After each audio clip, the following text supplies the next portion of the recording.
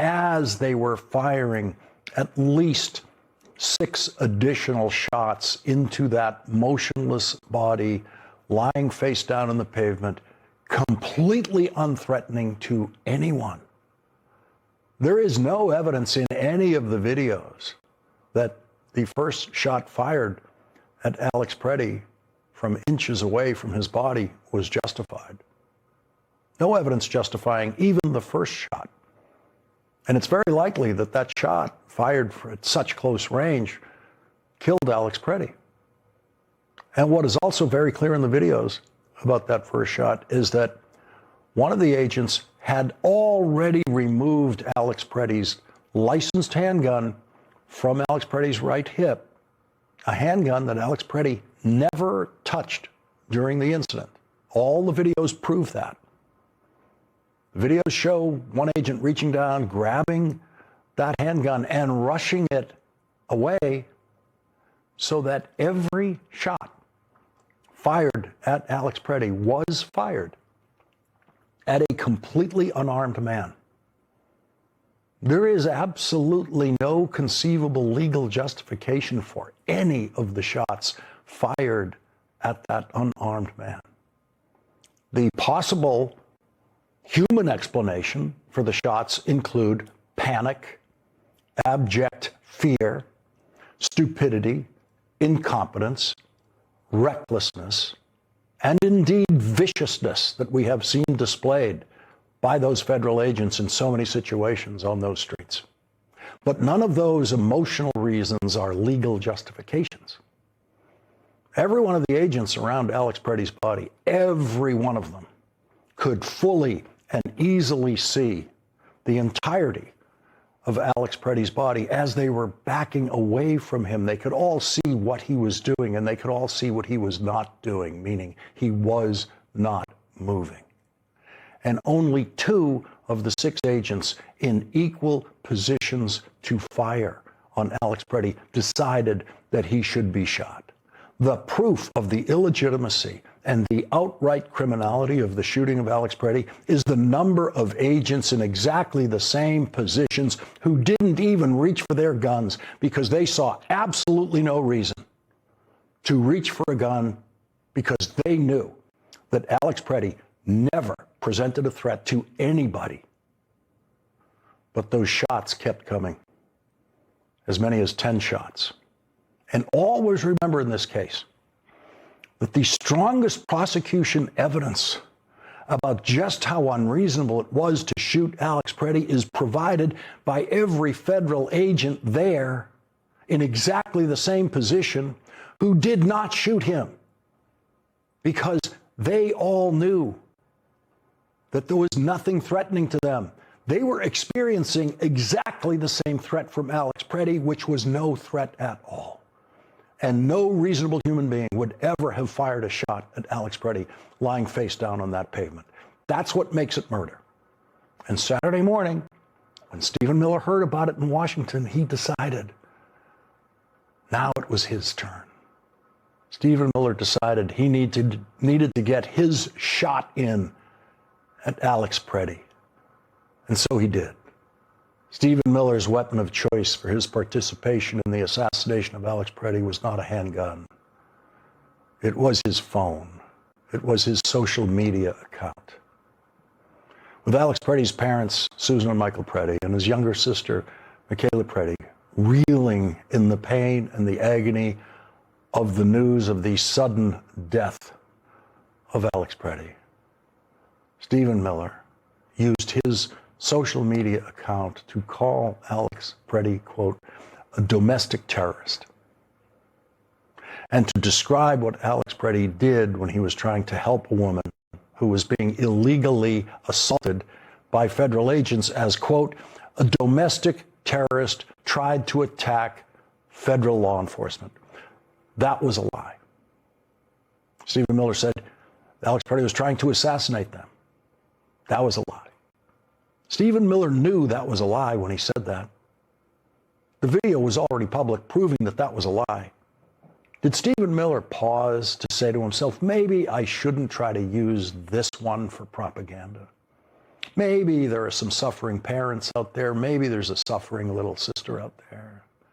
Did just a flicker of humanity pass through Stephen Miller's depraved mind as he was willfully typing that lie into his weapon of choice, his phone?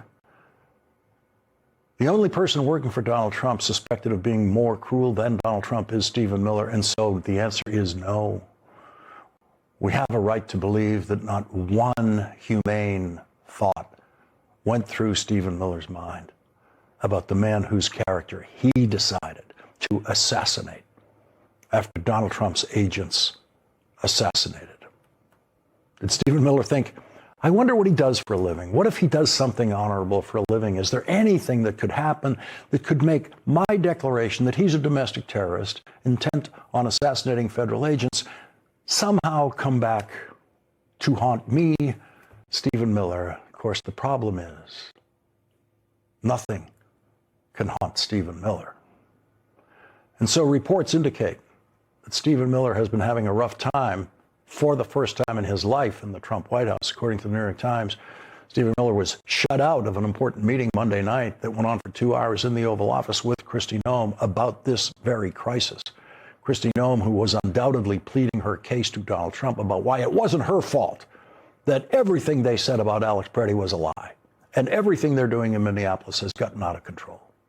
Stephen Miller was kept out of that meeting, and that makes it extremely likely that Donald... Stop everything. At 8:14 this morning, 4 Republican Senate leaders walked out of an emergency meeting and made a decision that has never happened in modern American political history.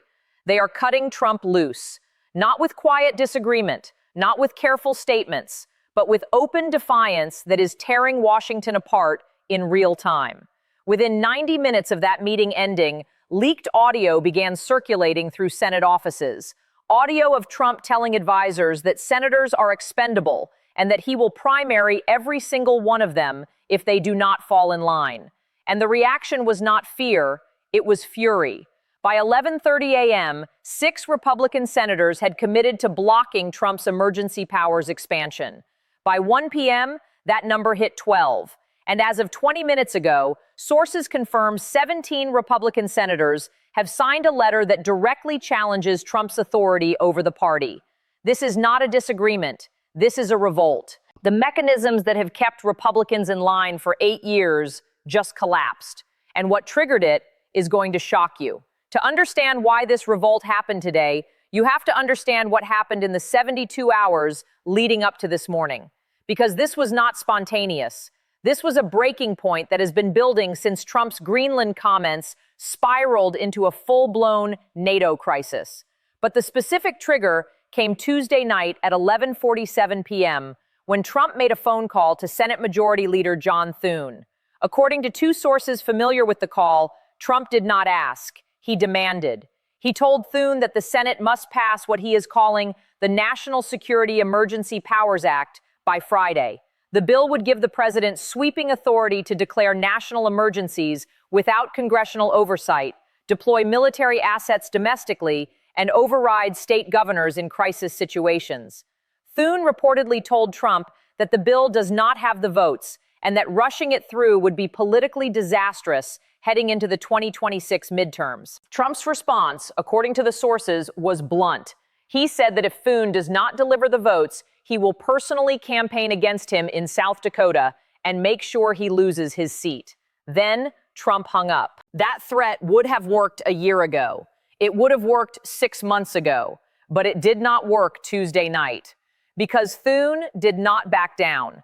Instead, he made a series of calls. At 6:22 a.m. Wednesday morning, Thune called Mitch McConnell. At 6:45 a.m., he called John Barrasso. At 7:10 a.m., he called John Cornyn.